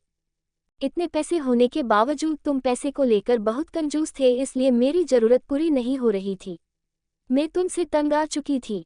उस दौरान मेरी मुलाकात एक पार्टी में निक विल्सन से हुई। वो वही है जिसको तुमने अभी वीडियो में देखा। उसको पहली नज़र में ही मैं पसंद आ गई। मैंने जब अपने एक दोस्त से उसके बारे में इन्फॉर्मेशन निकाली तब मुझे पता चला कि वह एक अमेरिका की बहुत बड़ी ब्रांडेड कंपनी का मालिक है, तो मैंने उसको रिझाना शुरू कर दिया। धीरे धीरे हम दोनों वह हर रोज मिलने लगे। रात को भी हम दोनों साथ में ही रहते थे। सब कुछ ठीक से चल रहा था। तुम्हें भी कुछ पता नहीं था। वह मेरी पैसों की और सारी ज़रूरतें अच्छे से पूरी कर रहा था। लेकिन तुम लोगों के एनुअल फंक्शन के बाद तुम दोस्तों ने पार्टी रखी थी जिसमें तुमने मुझे भी इन्वाइट किया था और मैं भी आई थी। पार्टी खत्म होने के बाद तुम और अभिषेक चले गए थे। तुम लोगों के जाने के बाद निक वहां पर आया था और हम दोनों रूम की ओर जा रहे थे। तभी पता नहीं कैसे एल्विश ने हमें देख लिया था और वह हमारे पीछे पीछे हमारे रूम तक आ चुका था। जब दरवाज़ा किसी ने नॉक किया तो मुझे लगा कि होटल का कोई स्टाफ होगा। मैंने दरवाज़ा खोला तो सामने एल्विश खड़ा था। मैं बहुत ही डर गई थी उसे वहां पर देखकर। वह बहुत ही गुस्से में लग रहा था। मैंने उसे समझाने की कोशिश की लेकिन वह बार बार निक को खोज रहा था, लेकिन निक ने पहले ही ऑलवेज को देख लिया था, इसलिए वह दरवाजे के पीछे छुप गया था। और जैसे ही मैं एल्विस को समझने की कोशिश कर रही थी, उसने पीछे से आकर इंग्लिश के सर पर वार किया, जिस वजह से एल्विस बेहोश हो गया था। उसे दिन में बहुत डर गई थी। मुझे लगा था कि एल्विस को कुछ हो ना जाए वरना सबको पता चल जाएगा, लेकिन निक ने मुझे समझाया कि वह बेहोश हो चुका है। मैं अच्छे से जानती थी कि एल्विस तुम्हें अपना बेस्ट फ्रेंड मानता है, इसलिए वह तुम्हें मेरे बारे में सब कुछ बता देगा और मैं ये बिल्कुल नहीं चाहती थी। फिर मैं और निक ने मिलकर एक प्लान बनाया और प्लान के हिसाब से मैं और निक ने मिलकर उसे बेड पर लेटा दिया और ऐसे प्रिटेंड किया जैसे उसने मेरे साथ जबरदस्ती की हो। ये सब हो जाने के बाद मैंने तुम्हें कॉल किया। तुमने जब वह नज़ारा देखा तो तुम्हें भी लगा कि जरूर एल्विश ने मेरे साथ कुछ गलत किया है, इसलिए तुमने गुस्से में उसे मारना शुरू कर दिया। और फिर क्या हुआ वह तो तुम जानते हो। कहते हुए शर्लिन बहुत ही घबरा रही थी। शर्लिन की सच्चाई सुनकर अनिकेत गुस्से में एक बार फिर से उसके चेहरे पर थप्पड़ जड़ देता है, जिसकी गूंज उसे खंडहर की हर दिशा में गूंजने लगती है। उसने जब देखा तो एल्विस और अभिनव दोनों वहां से चले गए थे। अनिकेत को बहुत ज्यादा पछतावा हो रहा था कि उसने लड़की के चलते अपने बेस्ट फ्रेंड पर भरोसा नहीं किया और उसको अपना दुश्मन बन बैठा। अनिकेत अखिलेश की ओर देखकर गुस्से में कहता है, किसी भी तरह इस पर इतने सारे केसेस लगाओ कि पूरी जिंदगी मुझे ये जेल में देखनी चाहिए। और शोर की इसकी वहां पर बड़े अच्छे से खातेदारी हो, इतनी अच्छे से कि इसे हर वक्त अपनी गलती का एहसास होना चाहिए। इस एहसास होना चाहिए किसने किससे पंगा लेने की कोशिश की थी। अब क्या होने वाला है शर्लिन के साथ? सच्चाई जानकर क्या अनिकेत एल्विस से मांगेगा माफी? एपिसोड 23। अगले एपिसोड में हमने जाना कि कैसे हैं शर्लिन ने कॉलेज में आते ही पहले दिन से अपने ब्राइट फ्यूचर का प्लान बना दिया था, लेकिन एल्विश ने अनिकेत के लिए उसे मना कर दिया था। उसके बाद जब अनिकेत ने शर्लिन के महंगे महंगे खर्चों को उठाया नहीं तो उसने नया बॉयफ्रेंड बना दिया और उसके साथ मिलकर वह अनिकेत को चीट करने लगी। लेकिन जब इस बात का पता एल्विश को चलता है तो उसने उसको रंगे हाथ पकड़ने की कोशिश की, लेकिन शर्लिन और उसके बॉयफ्रेंड ने मिलकर उसको फंसा दिया और अनिकेत से यह कहा कि नशे की वजह से एल्विस ने उसके साथ जबरदस्ती की है और इसीलिए अनिकेत लब से नफरत करने लगा और उससे दुश्मनी मोड़ ली। सच्चाई जानकर अनिकेत बहुत ज्यादा गुस्सा हो जाता है। उसने अखिलेश से कहा कि शर्लिन पर इतने केसेस लगाने को कहा जिससे उसे पूरी जिंदगी पछतावा हो कि उसने एक किस इंसान के साथ पंगा लेने की कोशिश की है। ये सुनकर शर्लिन माफी मांगते हुए अनिकेत से कहती है, मुझे माफ कर दो अनिकेत, मुझे बहुत बड़ी गलती हो गई। मैं माफी मांगने को रेडी हूँ, तुम कहोगे तो मैं एल्विस से भी माफी मांगूंगी, लेकिन प्लीज मेरी जिंदगी बर्बाद मत करो, प्लीज मुझे माफ कर दो अनिकेत, मुझे बहुत बड़ी गलती हो गई है। गुस्से में अनिकेत उसके गाल को दबाते हुए उसकी आंखों में आंखें डालकर कहता है, तू मेरी जिंदगी की सबसे बड़ी गलती है। जो गलती मैंने एक बार की है वह मैं दोबारा नहीं दोहराऊंगा और तू जैसी तो हजारों मेरे दोस्त पर कुर्बान है, लेकिन काश ये बात मैं पहले समझ पाता और तुम्हारा नाटक को भी। तुम्हें अयाशिया करने का बहुत शौक है ना, अब करता हूँ मैं तुम्हें अयाशिया। और फिर बॉडीगार्ड की ओर देखकर गुस्से में कहता है, ले जो इसे यहाँ से, दोबारा इसका चेहरा मुझे दिखाना नहीं चाहिए। और फिर अखिलेश की ओर देखकर कहता है, तुम्हारे पास सिर्फ आज की रात है, मुझे कल सुबह अपने टेबल पर निक विलियम्स की पूरी हिस्ट्री चाहिए, उसके बिजनेस लाइफ, सोशल लाइफ सारी। इतना कहकर वह वहां से निकल जाता है। शर्लिन पीछे से अनिकेत अनिकेत कहकर चिल्ला रही थी, लेकिन उसने एक बार भी पलटकर उसको देखना जरूरी नहीं समझा और अपनी कार लेकर वहां से निकल गया। गुस्से में अनिकेत मुंबई की सड़कों पर हाई स्पीड में कर चला रहा था। उसको आज अपने आप से गिना रही थी, उसे आज अपने आप पर शर्मा रही थी कि एल्विश ने इतने सालों से उसे यूनिवर्सिटी के लिए इतनी मेहनत की है और उसने इस बात का फायदा उठाया। वह अपने दोस्त के साथ ऐसा कैसे कर सकता है? फ्रस्ट्रेट होकर अनिकेत ने मुंबई के मरीन ड्राइव पर गाड़ी रोककर गाड़ी से बाहर आ गया और गाड़ी बंद कर मरीन ड्राइव पर रखे हुए पत्थरों पर चला गया। रात का वक्त होने की वजह से वहां पर ज्यादा लोग नहीं थे। अनिकेत एक बड़े से पत्थर की चोटी पर खड़ा बहते हुए समंदर को देख रहा था। तभी पीछे से एक पतली और मीठी सी आवाज उसके कान में पड़ती है, जैसे कोई उसे चिल्ला कर कह रहा हो, ओए मिस्टर, अगर तुझे सुसाइड करना है तो कहीं और जाकर करो, यह मेरी जगह है। ये किसी लड़की की आवाज थी। लड़की की इस वक्त आवाज सुनकर अनिकेत पीछे मुड़कर देखा है तो एक पतली लंबी गोरी सी लड़की, जिसने अपने लंबे बालों को जुड़े में बांध रखा था और पर से फटे हुए ब्लैक पेंट के ऊपर फुल स्लीव की वाइट टी शर्ट पहन रखी थी। वह चिल्लाते हुए उसकी ओर आ रही थी। वहां पर बहुत सारे पत्थर होने की वजह से उसको भगाने में दिक्कत हो रही थी। कई जगह पर तो वह गिरने को भी हो जाती थी। कुछ देर के लिए तो अनिकेत उसे देखता रह गया। वह लड़की भागते हुए उसके पास आती है और उसके ब्लैक जैकेट को पीछे से पकड़ पीछे की ओर खींचते हुए कहती है, यार तुम्हें मरने के लिए कोई और जगह नहीं मिली जो यहाँ पर आ गए हो। यह मेरी जगह है, अगर मरने के बाद भूत बनकर अब तुम ऐसे ही यहाँ पर बैठे रहोगे तो मैं कहाँ पर जाऊंगी। अनिकेत पहले से ही परेशान था और वह भी एक लड़की की वजह से, और अब ये दूसरी लड़की उसको परेशान करने के लिए आ गई थी। वह थोड़ा इरिटेट होते हुए कहता है, क्या है तुम्हें, पागल हो गई हो क्या? लगता है तुम्हारी पापा का मरीन ड्राइव है जो इतनी हक से कह रही हो। चुपचाप बैठना है तो बैठ जाओ, मेरा भेजो खराब मत करो। वह लड़की अपनी लंबी लंबी आंखों से घूरते हुए कहती है, हाँ मैं बैठ जाऊं ताकि तुम सुसाइड कर लो और फिर हमेशा हमेशा के लिए इस जगह पर कब्जा कर लो। आ जाओ, मेरे पापा की है, क्या कर लोगे तुम? अनिकेत थोड़े गुस्से में कहता है, यार तुम पागल हो क्या? मैं यहाँ पर कोई सुसाइड करने के लिए नहीं आया हूँ। मुझे कुछ पल सुकून के चाहिए थे इसलिए यहाँ पर आ गया, लेकिन तुम जैसे लोग इस दुनिया में किसी को सुकून से रहने कहाँ देते हो। और यह मरीन ड्राइव तुम्हारे पापा का नहीं है जो इतने हक से मुझे यहाँ से निकलने को कह रही हो। पता नहीं कहाँ से आ जाते हैं ऐसे लोग। तुम जैसे लड़कियों को किसी पागल खाने में बंद कर देना चाहिए ताकि बाकी दुनिया वाले पागल ना हो जाए। सफेद कबूतरी कहीं की। इतना कहकर गुस्से में अनिकेत वहां से निकल जाता है और वह लड़की आंखें फाड़कर उसे देख रही थी कि यह क्या था। वह लड़का उसे इतना कुछ सुना कर चला गया और फिर गुस्से में पीछे से चिल्लाते हुए कहती है, तू होगा सफेद कबूतर, खबरदार जो दोबारा मुझे दिखा तो। अनिकेत बिना पीछे मुद्दे चिल्ला कर कहता है, आई होप कि तुम मुझे ना मिलो वरना इस बार मैं खुद मेरी गाड़ी में डालकर तुझे पागल खाने छोड़कर आऊंगा सफेद कबूतरी। अनिकेत की बात सुनकर वह लड़की गुस्से में अपने आप से बात करते हुए कहती है, इसकी हिम्मत कैसे हुई है मुझे नैना को सफेद कबूतरी बुलाने की? बेटे तू एक बार मिल मुझे, तेरे कबूतर बनाकर मैंने तुझे ही उड़ा नहीं दिया तो मेरा नाम भी नैना नहीं। कहते हुए जोर से लात मारती है लेकिन उसका पर एक पत्थर से जाकर लगता है और उसके पैर में जोर से लग जाती है। जोर से मारने की वजह से उसके पैर पर दर्द हो रहा था। वह पैर पड़कर वहां पर बैठ जाती है और रुआ सा चेहरा बनाकर कहते हैं, पता नहीं ये शनि कहाँ से मुझे मिल गया, आज के सारे ग्रह नक्षत्र बिगड़ गए मेरे तो। हे भगवान, दोबारा कभी मत इससे मिलवाना मुझे। अनिकेत गाड़ी लेकर वहां से निकल चुका था। दूसरी तरफ रिद्धिमा अपने कमरे में बैठी हुई है, अपने बाबा और माँ की फोटो को देख रही थी। आज उसे उन दोनों की बहुत ज्यादा याद आ रही थी। जब वह थोड़ी सी भी उदास होती थी उसकी माँ हमेशा उसके साथ होती थी, लेकिन आज ऐसा नहीं था। आज उनकी बहुत ज्यादा याद आ रही थी। वह फोटो को साइड में रखकर बेड पर लेट जाती है। जैसा भी हो, लेकिन वह बनारस में हमेशा फैमिली के साथ रही है और यहाँ पर वह बिल्कुल अकेली थी। उसे बिल्कुल अच्छा नहीं लग रहा था ऐसे अकेले रहना, लेकिन उसे रहना था क्योंकि उसे अपने साथ साथ अपनी माँ की जिंदगी भी बेहतर बनानी थी। वह अपने आप को हौसला देते हुए कहती है, कोई बात नहीं रीति माँ, सिर्फ कुछ महीने और फिर माँ मेरे साथ होगी। पता नहीं बनारस में कैसा माहौल होगा। मेरे भाग जाने के बाद वह लोग माँ को बहुत परेशान कर रहे होंगे। मैं भाई को कॉल भी नहीं कर सकती, लेकिन हमें अभिनव भाई से बात कर सकती हूँ। वह उसे फ़ोन करके पूछेंगे कि माँ कैसी है। हाँ, कल ही उनसे इस बारे में बात करती हूँ। वह जल्दी से सो जाती है ताकि कल सुबह जल्दी से रेडी होकर अभिनव से मिलने के लिए जा सके रेस्टोरेंट जाने से पहले। आज लब इस मलहन हाउस आया था, फार्म हाउस नहीं गया था। जब वह घर पर आया तब तक बाकी सभी लोग सो चुके थे। वह और अभिनव अपने अपने कमरों में जाकर सो जाते हैं। दूसरे दिन सुबह सूरज की रोशनी एल्विस के कमरे को और भी ज्यादा रोशन बना रही थी। तभी दरवाजा खोल के डिम्पल जी कमरे में आती है। उन्होंने जब कमरे में आकर देखा तो एल्विस अभी तक सो रहा था। वह उसके पास जाती है और उसके सिरहाने बैठ जाती है। उसके सिरहाने बैठने के बाद धीरे से एल्विस के बालों में हाथ फिरते हुए प्यार से कहती है, एल्विस। अलविश ने धीरे से अपनी आंखें खोलकर देखा तो उसकी मॉम उसके पास बैठी हुई थी। अलविश जल्दी से खड़ा हो जाता है और बैठते हुए कहता है, अरे मॉम, आप इस वक्त यहाँ पर इतनी सुबह? डिम्पल जी उसके बालों को ठीक करते हुए कहती है, हाँ क्योंकि मेरे बेटे को मेरे लिए टाइम नहीं है आजकल, तो तू मेरे साथ बैठकर बातें भी नहीं करता।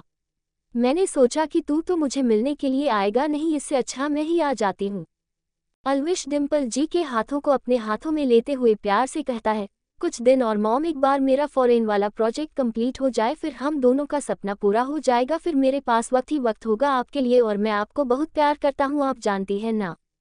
डिम्पल जी प्यार से उसे कहती है, हाँ जानती हो, तो पिछले 5 साल से उसे सपने को पूरा करने की कोशिश कर रहा है। श्री कृष्णा तुम्हें जरूर मदद करेंगे, इसमें मुझे विश्वास है। तुम वह करके दिखाओगे जो तुम्हारे पापा नहीं कर पाए। एल्विस थोड़ा उदास होते हुए कहता है, उन्होंने आपको और दादाजी को बहुत निराश किया है ना मॉम। डिम्पल जी इस बात को इस वक्त छेड़ना नहीं चाहती थी, इसलिए वह खड़ी होकर जल्दी से कहती है, छोड़ना, जो बीत चुका है उसके बारे में बात करने का कोई मतलब नहीं है। तू जल्दी से फ्रेश होकर नीचे आ जा, कोई आया है। एल्विस सवाल करते हुए कहता है, कोई आया है इस वक्त? कौन आया है मॉम इतनी सुबह सुबह? उसकी बात पर डिम्पल जी मुस्कुराते हुए कहती है, खुद ही आकर देख ले।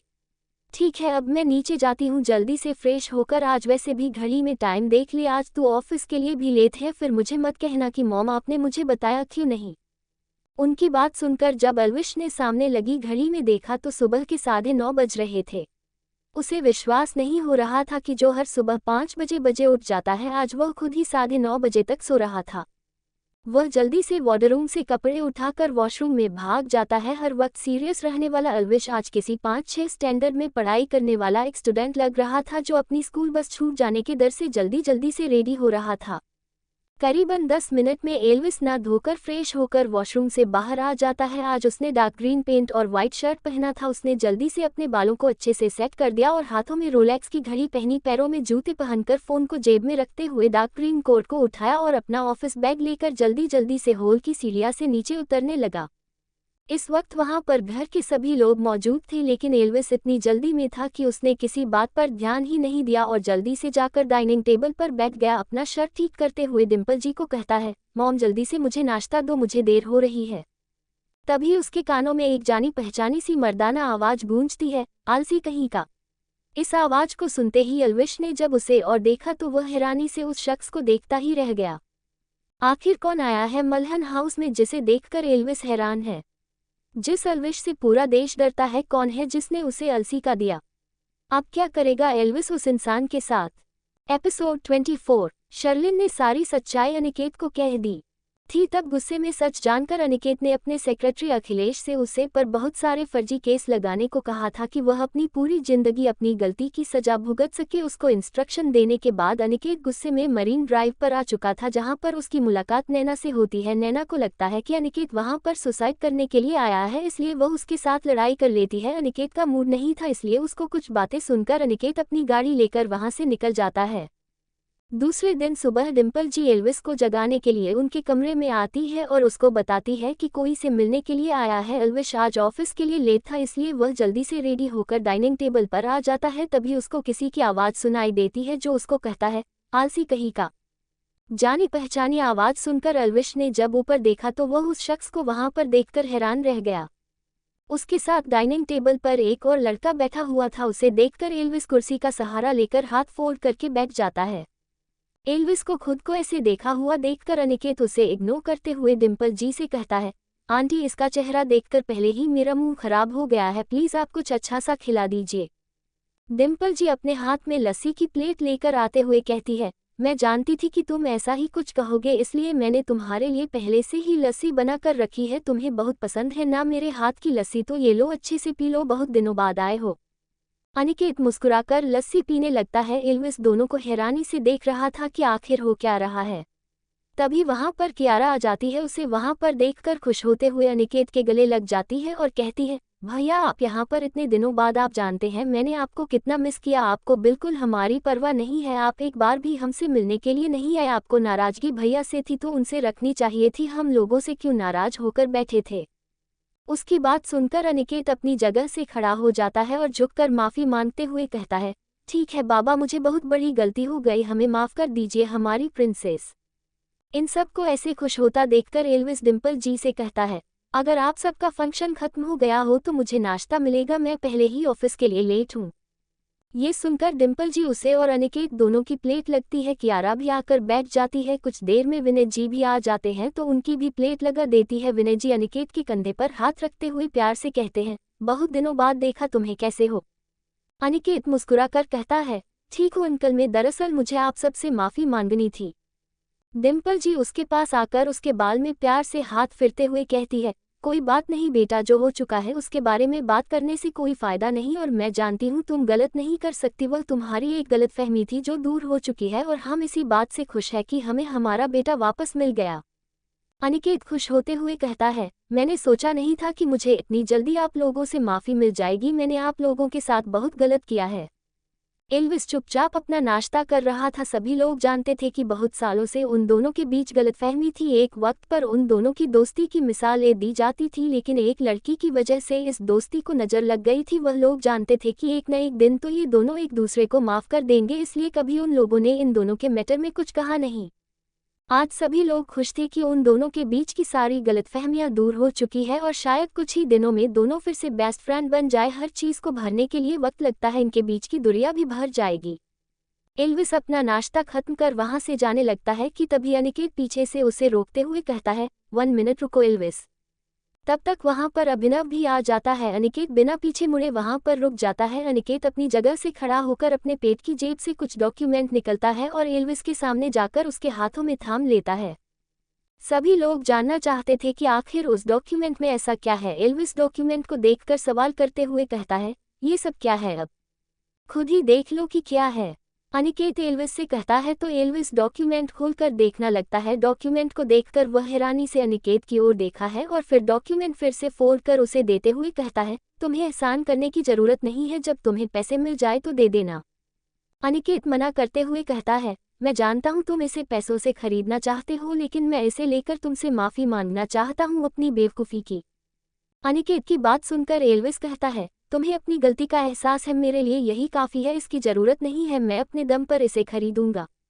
इतना कहकर लब सुबह से बाहर निकल जाता है और अनिकेत वहीं पर खड़ा रह जाता है। अभिनव उसके पास आकर उसके कंधे पर हाथ रखते हुए कहता है, फिक्र मत करो, मुझे पता है वह तुम्हें ज़रूर माफ़ करेगा, लेकिन तुम्हें वैसे मानना होगा जैसे कॉलेज में तुम उसके नाराज़ होने पर मानते थे।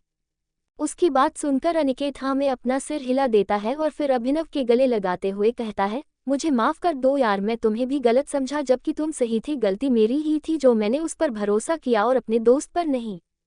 अभिनव उसकी पीठ को थपथपाते हुए कहता है, मैंने कहा था ना, जिस दिन तुम सही होंगे उसी दिन मैं तुम्हारा साथ दूंगा, तो तुम फिक्र मत करो, हम दोनों मिलकर हमारी टीम को पहले जैसी बना देंगे। और वैसे भी अभिषेक का मैसेज आया था, वह 2 दिन बाद वापस आ रहा है।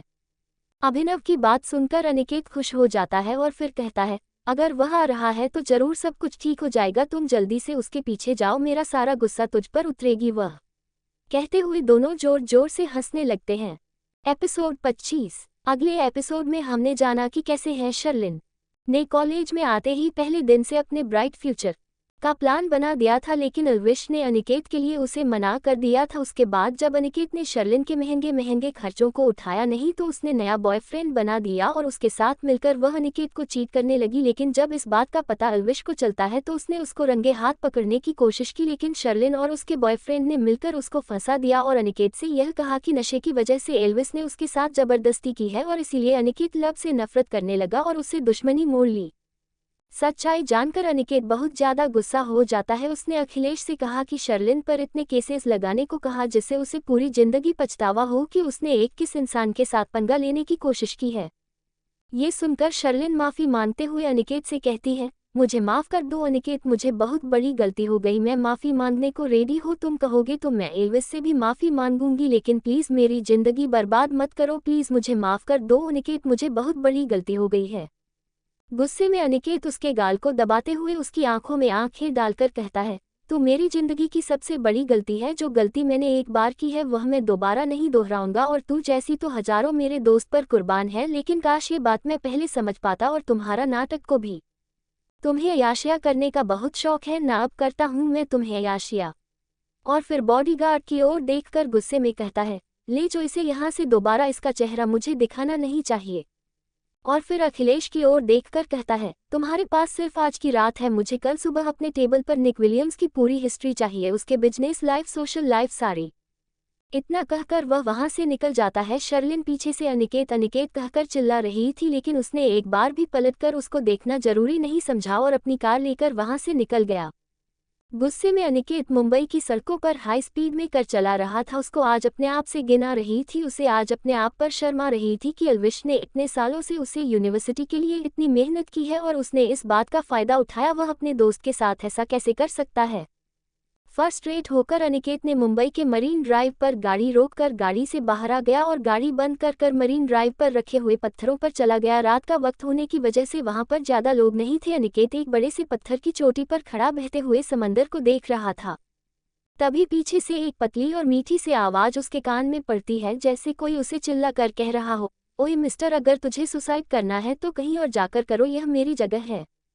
ये किसी लड़की की आवाज़ थी। लड़की की इस वक्त आवाज़ सुनकर अनिकेत पीछे मुड़कर देखा है तो एक पतली लंबी गोरी सी लड़की जिसने अपने लंबे बालों को जुड़े में बांध रखा था और पर से फटे हुए ब्लैक पेंट के ऊपर फुल स्लीव की वाइट टी शर्ट पहन रखी थी। वह चिल्लाते हुए उसकी ओर आ रही थी। वहां पर बहुत सारे पत्थर होने की वजह से उसको भगाने में दिक्कत हो रही थी। कई कई जगह पर तो वह गिरने को भी हो जाती थी। कुछ देर के लिए तो अनिकेत उसे देखता रह गया। वह लड़की भागते हुए उसके पास आती है और उसके ब्लैक जैकेट को पीछे से पकड़ पीछे की ओर खींचते हुए कहती है, यार तुम्हें मरने के लिए कोई और जगह नहीं मिली जो यहाँ पर आ गए हो। यह मेरी जगह है। अगर मरने के बाद भूत बनकर अब तुम ऐसे ही यहाँ पर बैठे रहोगे तो मैं कहाँ पर जाऊंगी। अनिकेत पहले से ही परेशान था और वह भी एक लड़की की वजह से, और अब ये दूसरी लड़की उसको परेशान करने के लिए आ गई थी। वह थोड़ा इरिटेट होते हुए कहता है, क्या है तुम्हें, पागल हो गई हो क्या? लगता है तुम्हारी पापा का मरीन ड्राइव है जो इतनी हद से कह रही हो। चुपचाप बैठना है तो बैठ जाओ, मेरा भेजो खराब मत करो। वह लड़की अपनी लंबी लंबी आंखों से घूरते हुए कहती है, हाँ मैं बैठ जाऊं ताकि तुम सुसाइड कर लो और फिर हमेशा हमेशा के लिए इस जगह पर कब्जा कर लो। आ जाओ, मेरे पापा की है, क्या कर लोगे तुम? अनिकेत थोड़े गुस्से में कहता है, यार तुम पागल हो क्या? मैं यहाँ पर कोई सुसाइड करने के लिए नहीं आया हूँ। मुझे कुछ पल सुकून के चाहिए थे इसलिए यहाँ पर आ गया, लेकिन तुम जैसे लोग इस दुनिया में किसी को सुकून से रहने कहाँ देते हो। और यह मरीन ड्राइव तुम्हारे पापा का नहीं है जो इतने हक से मुझे यहाँ से निकलने को कह रही हो। पता नहीं कहाँ से आ जाते हैं ऐसे लोग। तुम जैसे लड़कियों को किसी पागल खाने में बंद कर देना चाहिए ताकि बाकी दुनिया वाले पागल ना हो जाए। सफ़ेद कबूतरी कहीं की। इतना कहकर गुस्से में अनिकेत वहां से निकल जाता है और वह लड़की आंखें फाड़कर उसे देख रही थी कि यह क्या था। वह लड़का उसे इतना कुछ सुना कर चला गया और फिर गुस्से में पीछे से चिल्लाते हुए कहती है, तू होगा सफ़ेद कबूतर, खबरदार जो दोबारा मुझे दिखा तो। अनिकेत बिना पीछे मुद्दे चिल्ला कर कहता है, आई होप कि तुम मुझे ना मिलो वरना इस बार मैं खुद मेरी गाड़ी में डालकर तुझे पागल खाने छोड़कर आऊंगा सफ़ेद कबूतरी। अनिकेत की बात सुनकर वह लड़की गुस्से में अपने आप से बात करते हुए कहती है, इसकी हिम्मत कैसे हुई है मुझे नैना को सफ़ेद कबूतरी बुलाने की? बेटे तू एक बार मिल मुझे, तेरे कबूतर बनाकर मैंने तुझे ही उड़ा नहीं दिया तो मेरा नाम भी नैना नहीं। कहते हुए जोर से लात मारती है लेकिन उसका पर एक पत्थर से जाकर लगता है और उसके पैर में जोर से लग जाती है। जोर से मारने की वजह से उसके पैर पर दर्द हो रहा था। वह पैर पकड़कर वहां पर बैठ जाती है और रुआ सा चेहरा बनाकर कहते हैं, पता नहीं ये शनि कहाँ से मुझे मिल गया। आज के सारे ग्रह नक्षत्र बिगड़ गए मेरे तो। हे भगवान, दोबारा कभी मत इससे मिलवाना मुझे। अनिकेत गाड़ी लेकर वहां से निकल चुका था। दूसरी तरफ रिद्धिमा अपने कमरे में बैठी हुई है, अपने बाबा और माँ की फोटो को देख रही थी। आज उसे उन दोनों की बहुत ज्यादा याद आ रही थी। जब वह थोड़ी सी भी उदास होती थी उसकी माँ हमेशा उसके साथ होती थी, लेकिन आज ऐसा नहीं था। आज उनकी बहुत ज्यादा याद आ रही थी। वह फोटो को साइड में रखकर बेड पर लेट जाती है। जैसा भी हो, लेकिन वह बनारस में हमेशा फैमिली के साथ रही है और यहाँ पर वह बिल्कुल अकेली थी। उसे बिल्कुल अच्छा नहीं लग रहा था ऐसे अकेले रहना, लेकिन उसे रहना था क्योंकि उसे अपने साथ साथ अपनी माँ की जिंदगी भी बेहतर बनानी थी। वह अपने आप को हौसला देते हुए कहती है, कोई बात नहीं रीति माँ, सिर्फ कुछ महीने और फिर माँ मेरे साथ होगी। पता नहीं बनारस में कैसा माहौल होगा। मेरे भाग जाने के बाद वह लोग माँ को बहुत परेशान कर रहे होंगे। मैं भाई को कॉल भी नहीं कर सकती, लेकिन हमें अभिनव भाई से बात कर सकती हूँ। वह उसे फ़ोन करके पूछेंगे कि माँ कैसी है। हाँ, कल ही उनसे इस बारे में बात करती हूँ। वह जल्दी से सो जाती है ताकि कल सुबह जल्दी से रेडी होकर अभिनव से मिलने के लिए जा सके रेस्टोरेंट जाने से पहले। आज लब इस मलहन हाउस आया था, फार्म हाउस नहीं गया था। जब वह घर पर आया तब तक बाकी सभी लोग सो चुके थे। वह और अभिनव अपने अपने कमरों में जाकर सो जाते हैं। दूसरे दिन सुबह सूरज की रोशनी एल्विस के कमरे को और भी ज्यादा रोशन बना रही थी। तभी दरवाजा खोल के डिम्पल जी कमरे में आती है। उन्होंने जब कमरे में आकर देखा तो एल्विस अभी तक सो रहा था। वह उसके पास जाती है और उसके सिरहाने बैठ जाती है। उसके सिरहाने बैठने के बाद धीरे से एल्विस के बालों में हाथ फिरते हुए प्यार से कहती है, एल्विस। अलविश ने धीरे से अपनी आंखें खोलकर देखा तो उसकी मॉम उसके पास बैठी हुई थी। अलविश जल्दी से खड़ा हो जाता है और बैठते हुए कहता है, अरे मॉम, आप इस वक्त यहाँ पर इतनी सुबह? डिम्पल जी उसके बालों को ठीक करते हुए कहती है, हाँ क्योंकि मेरे बेटे को मेरे लिए टाइम नहीं है आजकल। तो तू मेरे साथ बैठकर बातें भी नहीं करता। मैंने सोचा कि तू तो मुझे मिलने के लिए आएगा नहीं, इससे अच्छा मैं ही आ जाती हूँ। अलविश डिम्पल जी के हाथों को अपने हाथों में लेते हुए प्यार से कहता है, कुछ दिन और मॉम, एक बार मेरा फॉरेन वाला प्रोजेक्ट कंप्लीट हो जाए फिर हम दोनों का सपना पूरा हो जाएगा। फिर मेरे पास वक्त ही वक्त होगा आपके लिए और मैं आपको बहुत प्यार करता हूँ, आप जानती हैं ना। डिम्पल जी प्यार से उसे कहती है, हाँ जानती हो तो पिछले 5 साल से उसे सपने को पूरा करने की कोशिश कर रहा है। श्री कृष्णा तुम्हें जरूर मदद करेंगे, इसमें मुझे विश्वास है। तुम वह करके दिखाओगे जो तुम्हारे पापा नहीं कर पाए। एल्विस थोड़ा उदास होते हुए कहता है, उन्होंने आपको और दादाजी को बहुत निराश किया है ना मॉम। डिम्पल जी इस बात को इस वक्त छेड़ना नहीं चाहती थी, इसलिए वह खड़ी होकर जल्दी से कहती है, छोड़ना, जो बीत चुका है उसके बारे में बात करने का कोई मतलब नहीं है। तू जल्दी से फ्रेश होकर नीचे आ जा, कोई आया है। एल्विस सवाल करते हुए कहता है, कोई आया है? इस वक्त कौन आया है मॉम, इतनी सुबह सुबह? उसकी बात पर डिम्पल जी मुस्कुराते हुए कहती है, खुद ही आकर देख ले। ठीक है, अब मैं नीचे जाती हूँ, जल्दी से फ्रेश होकर। आज वैसे भी घड़ी में टाइम देख ले, आज तू ऑफिस के लिए भी लेट है। फिर मुझे मत कहना कि मॉम आपने मुझे बताया क्यों नहीं। उनकी बात सुनकर जब एल्विश ने सामने लगी घड़ी में देखा तो सुबह के 9:30 बज रहे थे। उसे विश्वास नहीं हो रहा था कि जो हर सुबह 5 बजे उठ जाता है, आज वह खुद ही 9:30 बजे तक सो रहा था। वह जल्दी से वार्डरूम से कपड़े उठाकर वॉशरूम में भाग जाता है। हर वक्त सीरियस रहने वाला एल्विश आज किसी 5-6 स्टैंडर्ड में पढ़ाई करने वाला एक स्टूडेंट लग रहा था, जो अपनी स्कूल बस छूट जाने के डर से जल्दी से रेडी हो रहा था। करीबन 10 मिनट में एल्विस ना धोकर फ्रेश होकर वॉशरूम से बाहर आ जाता है। आज उसने डार्क ग्रीन पेंट और वाइट शर्ट पहना था। उसने जल्दी से अपने बालों को अच्छे से सेट कर दिया और हाथों में रोलेक्स की घड़ी पहनी, पैरों में जूते पहनकर फ़ोन को जेब में रखते हुए डार्क ग्रीन कोट को उठाया और अपना ऑफिस बैग लेकर जल्दी से हॉल की सीढ़ियां से नीचे उतरने लगा। इस वक्त वहां पर घर के सभी लोग मौजूद थे, लेकिन एल्विस इतनी जल्दी में था कि उसने किसी बात पर ध्यान ही नहीं दिया और जल्दी से जाकर डाइनिंग टेबल पर बैठ गया। अपना शर्ट ठीक करते हुए डिम्पल जी को कहता है, मॉम जल्दी से मुझे नाश्ता दो, मुझे देर हो रही है। तभी उसके कानों में एक जानी पहचानी सी मर्दाना आवाज गूंजती है, आलसी कहीं का।